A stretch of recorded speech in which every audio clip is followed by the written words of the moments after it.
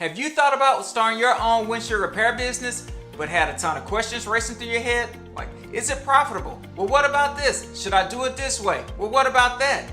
Well, recently, I had the privilege to sit down with a couple of windshield repair technicians from all over the United States, and we did a Q&A, and they answered a ton of questions. So stay connected and keep listening, and you can hear it from those technicians themselves. Wes, first, we appreciate you taking the time to help us out, and we're going to be mindful of your time, so let's power through these questions, and let's get started. Sounds good. All right, cool. So first question, how long have you been in the windshield repair industry? 3 years. This is my third season. Oh, cool. 3 years in, man. That's good. How did you determine the Tint location was the best business model for you? Just, it was a lot cheaper than doing brick and mortar. Right. And we determined that high traffic flow area is always, it's better for you because the more people going by, they're going to see you. That's the ticket. Gotcha. Yeah, makes a lot of sense there. Where do you actually set your tents up at? Are they in like malls, car washes, or like an oil lube facility? I have a setup one in one mall on the north end of the city. Okay. And then we're going to have a second location next year by a PV Mart, which is kind of like an agriculture slash, a what's what and who's who of stuff inside there. So I'm trying to think it'll be a comparable to what you guys would have down there, but like a Ace Hardware. Okay, so like Home Depot, Lowe's. Okay, I got you. Yeah, kind of like that. Mm-hmm. A lot of farmers go there, so it's been it's on its way to a Costco. Okay. So it's another high traffic volume area. Gotcha. So I'm assuming you chose these locations because of high traffic, high volume traffic, a lot of cars. Is that the reason, or is there another reason why you chose that location type? That's the primary reason. Just the more numbers you have, the better success you're going to have. Gotcha. That makes sense. It's a numbers game. So next question, moving along. What is the most important thing you do once you've decided on your tent business model? Then I would approach, those the land ownership group there that has it, and then next thing I do is try to lock in a long-term lease agreement with them. Gotcha. Because if you're going to be in this business, mm-hmm. then be in this business. Lock down some land location and try to do either a 3 or a 5 year lease agreement. Gotcha. And so, how do you qualify a good location? How do I qualify for a good location? Yeah. Just knowing the area. If you know the area, okay, there's a lot of traffic going by it. So it's there's some cities only have a couple of main arteries going in, mm-hmm. and just sit there and just sit at that location where you think you're going to be. Just park your car there, right, and just take a look. What the sight lines are. Is it going to be? Are you going to be accessible? Is your flags or your tent going to be accessible and visible? Gotcha. People could see it. So when you was looking at this one of your locations, did you count like how many cars, or is there a certain number of cars that need to go by for you to feel like that's a good location or a good population base for you? I didn't count the cars. That's probably a good thing to do. I just looked at mm-hmm. let's say around 10 o'clock in the morning when you're going to set up, right? And you're at those lights looking, and you can see if there's like 25 cars parked at each set of light switch, right? Well, then you're going to have a lot of cars going by. Gotcha. So we got a high traffic area. So now we know the location we want to be at. So now that you've identified that location, how do you identify the right person to talk to when you go into the actual business? In terms of the location where I want to be? Yeah. Just talk to the manager. Okay. So don't even just, go to the till lady and say, hey, listen, I'd like to talk to the manager, and then just go straight to the manager. Don't waste your time with her. And if he's not in, grab his card and, mm-hmm. Do it face to face so that he sees who you are, right. Do the introduction, mm-hmm. and then, get yourself set up that way. Gotcha. And when you speak with him, do you throw an offer out to him, or do you let him make a proposal to you? Let them, it's like the old sales pitch, whoever talks first loses, right? Right. So let them see what their numbers are and kind of, and negotiate with them. If it's, if it's high in your budget, hey, listen, we don't know where we're going to be here. Let's just see how this is for the first year. And then if it's high volume for you, then you can pay a little more, right? But just you'll know right away. All right, gotcha. And so for like the locations you have now, how many locations did you analyze before choosing the one that you actually decided upon? I spoke to a bunch, like I'd say 4 or 5 different Gotcha. locations I spoke to. Okay. And the hard part is with a lot of these malls is that they won't let up spots because each parking stall is allocated for a doctor's office, a dentist office, and so on and so forth. Gotcha. So if you can find a larger parking lot, Mm-hmm. then you have a little more success. Gotcha. So the larger the parking lot, the better off you are, which makes sense and something I never even thought about, and you're looking at parking spots. Each parking spot accounts for a business or for someone or has a dollar amount associated That's right. with it. Yes, Yeah. So makes Yeah. sense. So let's say if you go into a medical clinic and there's 10 chairs there, Right. then 10 to 12 parking stalls is allocated ready for that doctor's office. Gotcha. Yeah. So that make a lot of sense now. Appreciate that Mm-hmm. insight because a lot of people probably didn't even think of that, and I wasn't even really thinking of that. But appreciate that. What are the top 3 factors you consider when choosing a location? I know you said high volume, so a lot of cars. Are there any other factors that you choose? Visibility. Visibility. Okay. Because if you're stuck in a corner, far Mhm. away from the mall, and far away from a traffic light or a stop sign, Mhm. no one's going to see you, right? Right. So if you're closer to the point of action, then Mhm. people are going to see you're going to have more success. Gotcha. That makes sense. So moving right along, next question is, so you say you like to lease your location, you try to lock in a 3 to 5 year lease. When doing that, do you pay your fees per location, or when you paying them, are you paying like daily, weekly, monthly, or do you do like a percentage of your revenue? I pay them a monthly revenue, Mhm. and I pay them a set rate. Right. That way, I know what I'm going to be paying, Right. and it's not a big guessing game. And then why would you if you don't have to, why would you want to share how much you're making with the mall? Gotcha. To me, that's your business, right? Yeah, that makes sense. It's easier to me. Yeah, to me, a flat rate's easier. But some people do a percentage, and some people do a base plus, Right. base plus percentage. But I like a flat rate, and that's it. So I know if it's gonna, Yeah, if it's exactly $500, every well, then month, Okay, yeah, that makes sense. yeah, exactly. You can budget. Sometimes some parts of the year, are a little leaner than the others. So to me, it just makes more sense. Gotcha. And how do you determine the maximum amount you're willing to pay per location? I would just say, to me, it's the volume again. It's Gotcha. if you have a high traffic area with a 6-lane street going past you, 3 each way, Right. and you got your flag set up, and there's a ton of vehicles going by, then it's worth something, right? Right. But Okay. if you're stuck in a far residential area, well, then it's Gotcha. not going to be worth to me a lot. Yeah.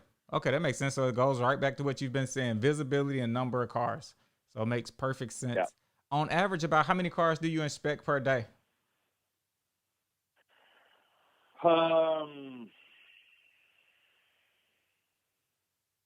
I'd say right now, like I started my second location, Mm-hmm. and we're anywhere between 9 to 20 cars a day. Gotcha. It's a big gap. Mm-hmm. But during like a Monday, I'll do 12 repairs, Mm-hmm. and then on a Saturday, I'm doing 26 repairs. Gotcha. Okay, so those are good numbers. So do you have like a minimum number of repairs you need to do daily to make you feel like your location is a success, or do you not even worry about your daily numbers? I try to I don't like to be greedy, but we're all in the business of being greedy a little bit, right? So Right. to me, if you do it minimum 3 a day, Mm-hmm.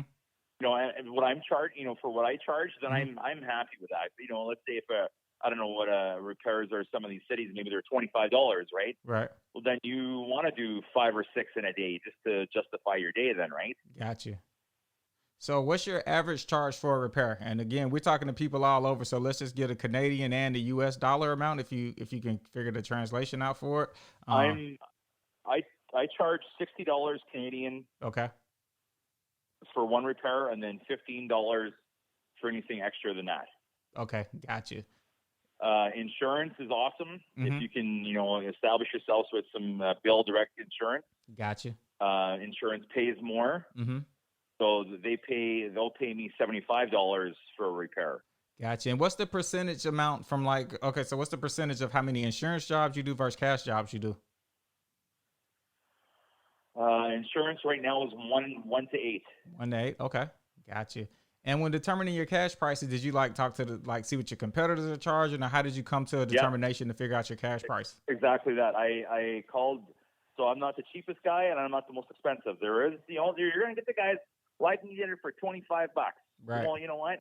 Go ahead. I'm not working for $25. Right. Your tools cost money. The lot space costs money.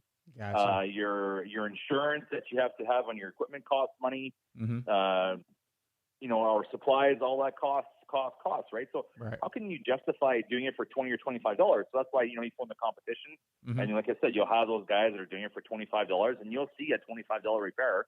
Gotcha. And then I've seen guys that are charging $120. Right.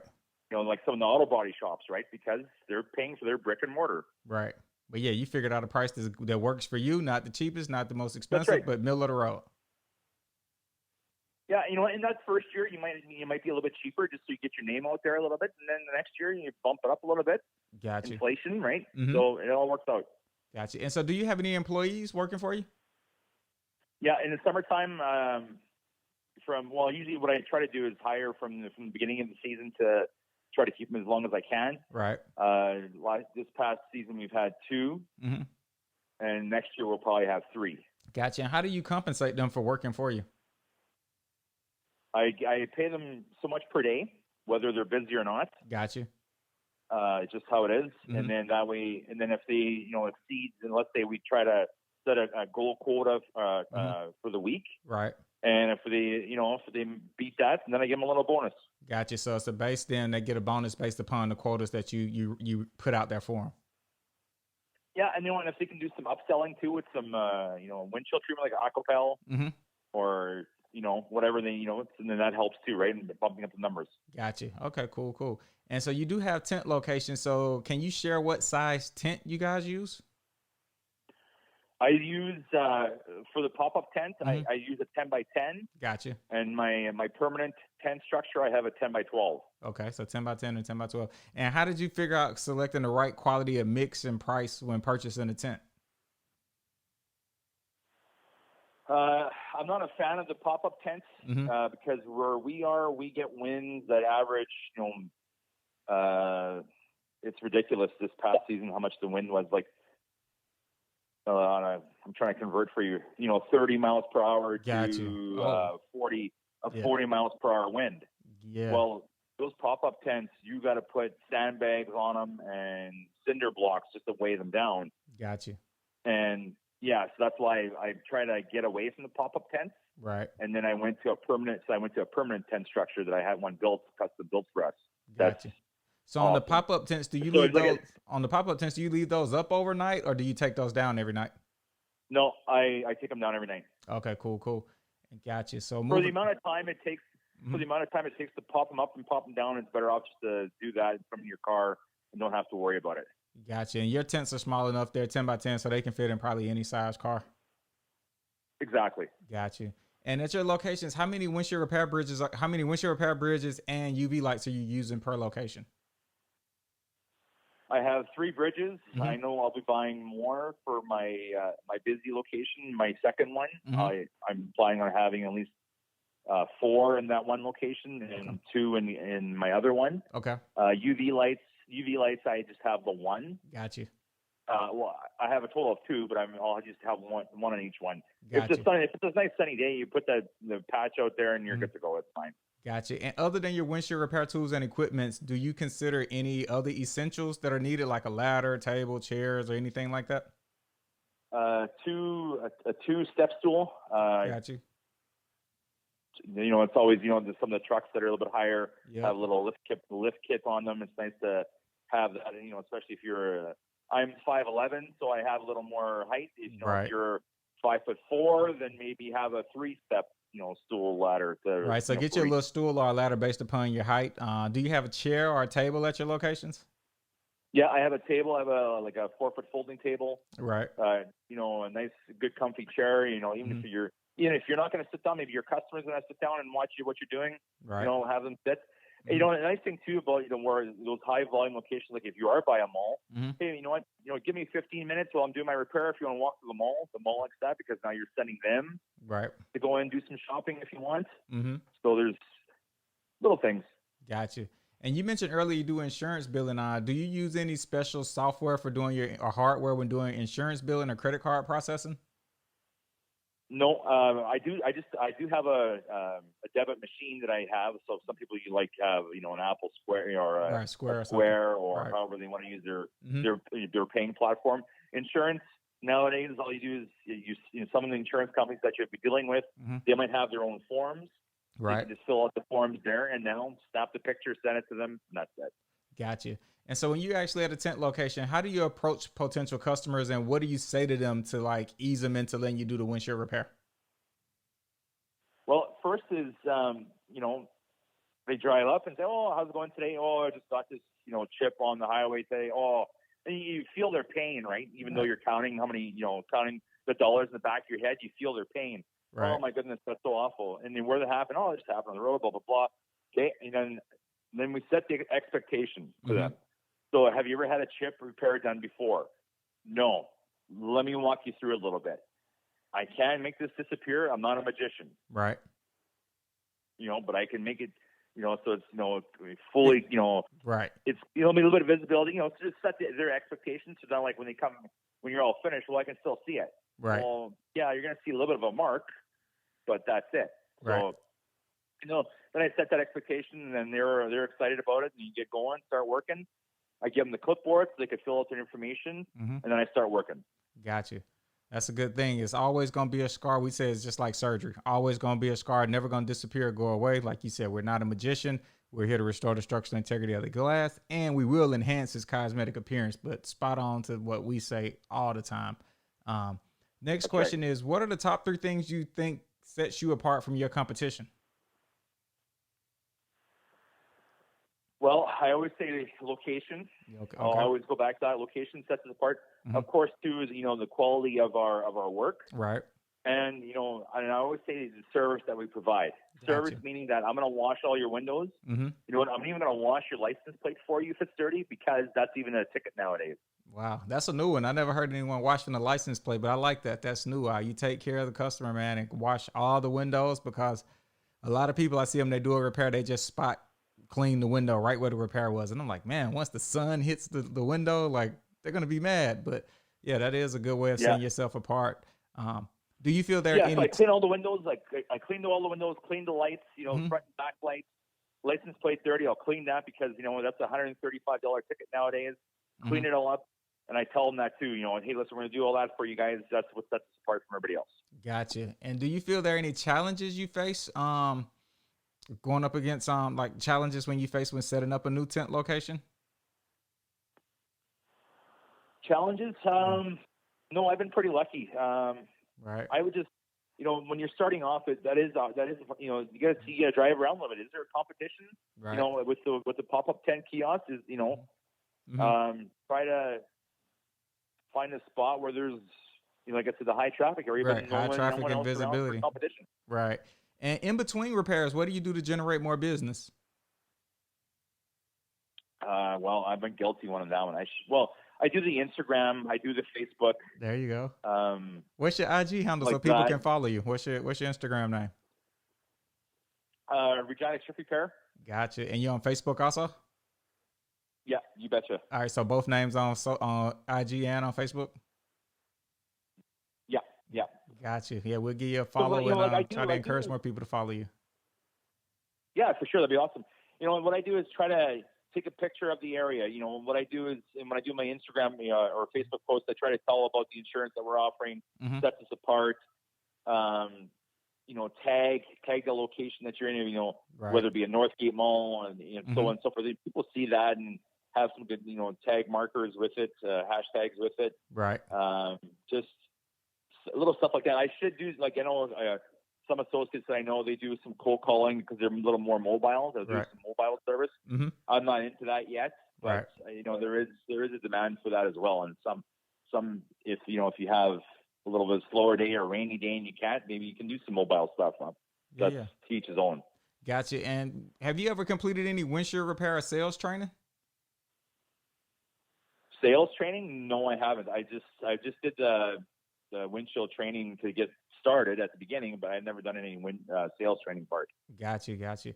And do you feel there are any do you feel or see any big mistakes that you feel technicians make?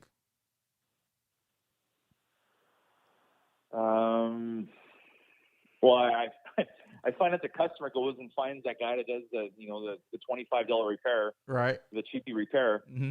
and then they come to me after and says, "Can you fix this?" And I'm no, Yeah. sorry. Like, so you always get what you pay for. You don't go to a plumber to get your teeth fixed, do you? That's right. So yeah, proper training and setting the right expectations. And hey, you're right. You get what you pay for. A lot of people don't understand that.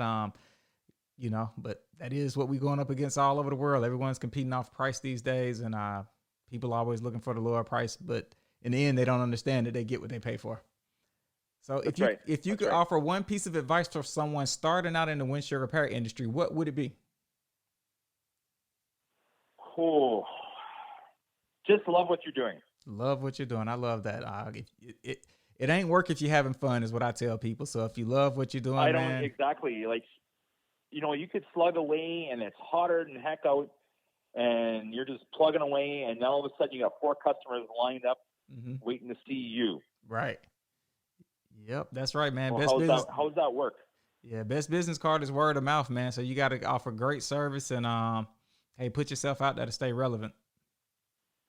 Well, it could take you 5 years. It could take you 5 years to build a business, but it take you 5 minutes to destroy it all, right? Yep, that's right, man. And hey, that's the nature of the beast. And some people get it, some people don't. But I appreciate that advice and that reminder. After you do a repair, how do you solicit testimonials from your customers? So, like, I always do my kind of a closing statement. And like I tell people, especially if it's the repair is awesome. Right. Sometimes you're gonna do one and it's like, oh shit, I wish it would have been a little bit better. Yeah. Pardon my oh, you good, bro? on that one. Oh no, you good. Yeah. And it's like, you wish you could have done it a little bit better, but when you have one that's you had a good rapport with somebody and things are clicking along, you're having all that. I tell you, listen, you know what? I would really appreciate it if you could, leave me a Google review or a Facebook review, or just to let people know how your experience was. Gotcha. And some people are tech savvy, and some aren't, and you'll get that. And you're just like I always ask, like, how did you find out about us? Right. Right, because you want to know where your marketing is working for you. Gotcha. Well, I saw your flags driving up 2 blocks down, and I knew I had to get this fixed. Or they were really specific.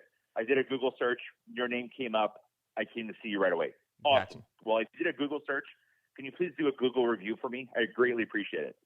That makes sense. A closed mouth don't get fed, and you got to ask those questions to actually further what you're doing and figure out what's working and what's not working. So yeah, good points there. Do you offer any incentives for a customer to visit you again or to refer other people? No, I haven't. Got you.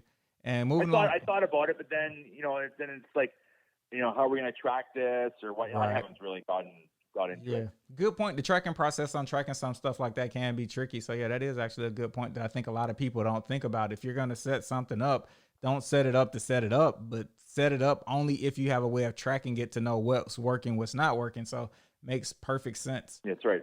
And I know earlier you mentioned that you got goals that you try to do per week on so many repairs or whatever, but do you have any financial goals for your business?